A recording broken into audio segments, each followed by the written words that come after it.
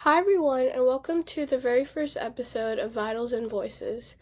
I'm your host, Lathika, and I couldn't be more excited to finally share this podcast with you.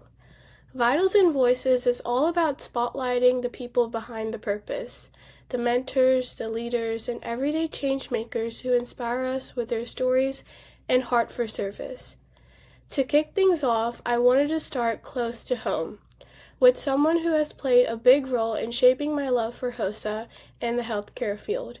She's not only an amazing educator, but also a mentor, motivator, and the heart behind our school's Cope Area Career Center's HOSA chapter. Please welcome my first guest, Mrs. Wood.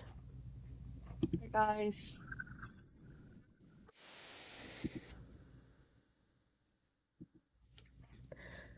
You want me to talk about myself? This is where that is. Yeah. Mrs. Okay. Wood, thank you so much for being here. It honestly means the world to me that you're the first guest on Vitals and Voices. You've been such an important part of my high school experience, not just as an advisor, but also someone who leads by example.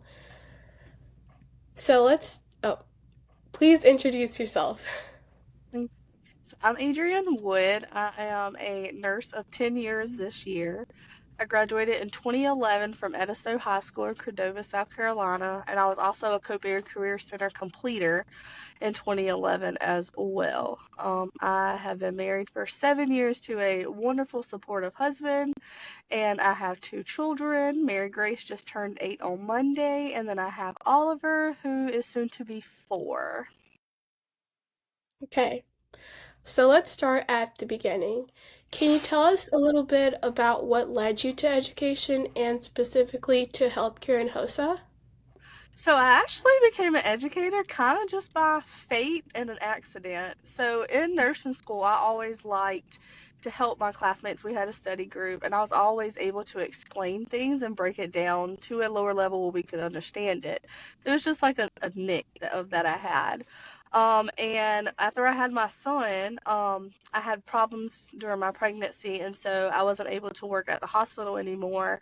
And I was like, well, let me find a job that works better with my children because 12 hours and on call is not always family friendly. And so I had heard that a school nurse job might have been open in Orangeburg County School District.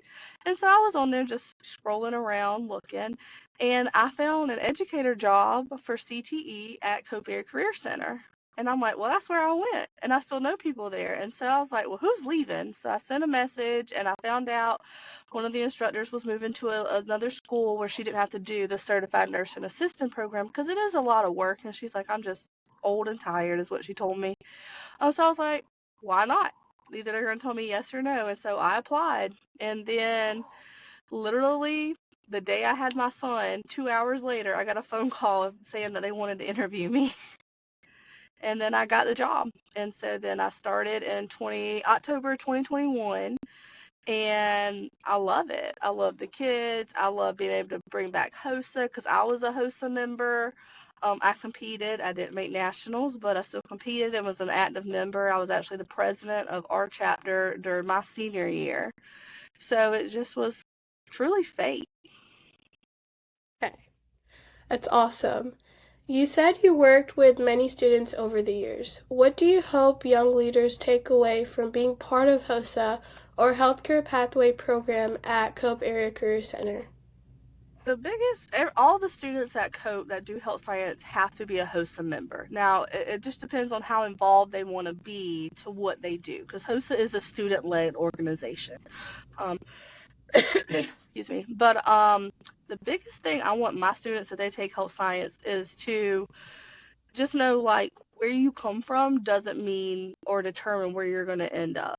I have students that take health science and they don't even get a career in health science. I have one that's doing insurance right now. One is a full-time chef and he's doing great, but he has a basis of knowledge and he learned life skills and that you can obtain anything that you want to if you put your mind to it and goals, whether it's healthcare or just life in general. And that is the biggest thing I push for my students is you can be successful no matter where you come from or what you're dealing with, especially in high school. Let's go. That's great. As someone who's guided students through both challenges and triumphs, what's one piece of advice you find yourself repeating the most? Don't let the means define you. Like I said just previously, is you can overcome anything, family, situations, because life is going to happen. But as long as you have the drive and the determination, you can literally achieve anything. It may be a different path, it may take longer than others, but we're not comparing to others. You have your path and you can achieve anything you want to. Okay. You worked as a nurse while also studying in your DNP program. What's one of the biggest lessons you've learned from balancing both of these roles? So I am a full-time student through MUSC and their doctorate nurse practitioner with a focus in adult gerontology. So my degree I will be doing 12 and up, so 12 to the end of life. Working two jobs and having two children and being in school full time and being a wife is definitely a challenge. I live by a color-coded planner um, that I would be lost without. But the biggest thing is just, I'm 30, excuse me, I'm 32 and I'm still in school, but like I have goals and I want to achieve them and I'm going to. It's just, again, a different path. I started as a CNA from COPE in 2011 and I have worked my way up every spot. I became an LPN in 2015. I got my associates from OC Tech in 19, right before the pandemic, so that was a whole nother adventure. And then I got my bachelor's in 21 while I was 9 months pregnant. So it's doable. It's just takes lots of balance and dedication. Mhm. Okay. Was there a moment during your DNP journey that really stuck with you, something that confirmed that you were exactly where you needed to be? I've just recently started clinical hours. I'm in year 3. I graduate in May 2027. Can't get here fast enough. Super excited. But starting to see patients and putting my knowledge together and getting to know them and being able to help treat them is just inspiring. It is an adjustment going from a nurse to a provider. It is a different standpoint, and I've struggled a little bit with that because I'm so used to doing the other side. But like when patients tell you, thank you so much and you're going to do great things, like it just makes me like I think that this is where I'm supposed to be. And then even my students at COPE, they're like, Miss Wood, how'd you do on your tests? Like, we're so proud of you. Are you going to be our doctor? Like, they're so inspiring. Like, they're in school when they're taking a test. I may be taking a test. And then we're like, did you pass? I'm like, did you pass? So, it's just, I know I'm where I'm supposed to be. Okay. You mentioned to me before about palliative care. Am I saying that right? Palliative care, yes. Palliative care. Okay. Can you tell us more about why you were drawn to it and how it became your focus? So palliative care in nursing school, we learn a little bit about palliative care, and actually I teach palliative care in my health science courses when we do the death and dying chapter. Of course, it's just, the top of the iceberg. But in nursing school, we learned that palliative care is end of life. So most people that are listening is going to know like hospice. So hospice is end of life. Usually 6 months or less is generally when we call in hospice. So as a nurse, that's what I thought palliative care was. Well, then in my DNP journey, we actually learned that there is a whole nother aspect to it. So another aspect of palliative care is the management of chronic conditions, so conditions that are long term. And ultimately they can turn into end of life disorders. Where I'm in Orangeburg County, and so we see end-stage renal disease, we see diabetes mellitus, heart failure. So all these conditions can be categorized under palliative care. And so my biggest focus is my ultimate goal when I graduate is to open a free clinic to Orangeburg County. We're the second largest county in South Carolina, and we are one of the most underserved populations. There, we're so rural, people usually have to travel to Charleston or Columbia to get specialized care. Well, by the time you're getting specialized care, it's so much more expensive and so much more complicated to treat. So my focus in palliative care, what really, really drew me into it was if we offer help for these conditions through palliative care, the management of their chronic diseases in the early stages, we can prevent the more complications from the chronic side. So how many lives can we improve long term by catching and treating it earlier, even if it's just with education, cut out the salt, little things, little life moderations, okay, modifications is what we call them. So that quickly became a passion of mine. I'm in the palliative care elective courses. I was selected to go attend the national hospice and palliative care conference in Colorado this past semester. That was amazing. People all over the world.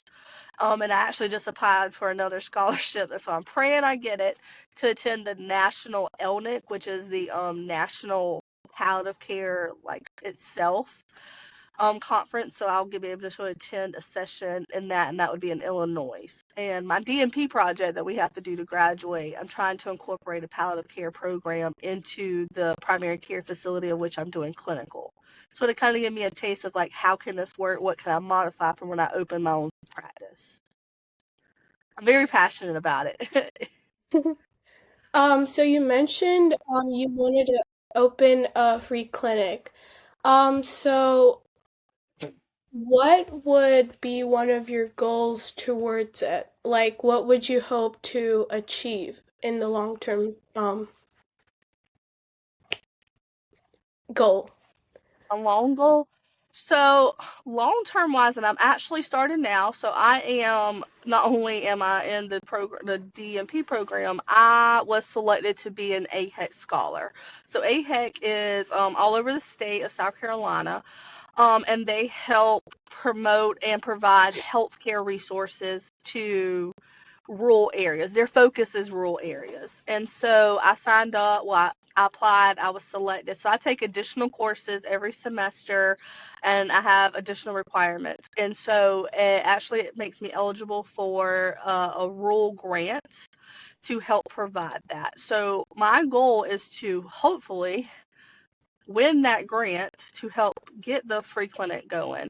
But I just want the community of Orangeburg to have somewhere to go if they don't have insurance, if they're unable to drive, because we are so rural, not everybody can do that. I've had to see people select, do I pay my light bill or do I buy my insulin? Do I get my medications? Do I buy groceries? And that should not be the case. You should be able to feed your family, support your family, and still take care of yourself. So I want to be able to help people achieve optimal health as much as they can, because they still have to do their part as well. I agree. Before we wrap up, I love to ask, what advice would you give to a student who's passionate about healthcare but unsure of where they fit in? So healthcare is so broad. I swore I would never be a nurse. When I was at Cope, I was going to be a physical therapist. I told them, y'all were crazy. They're like, you're going to be a nurse. And I'm like, y'all are psycho. I'm not. And I know there's a bunch of opportunities. Our local hospital offers an internship that you can apply for during the summer. And that's actually how I changed careers. I applied, I was selected.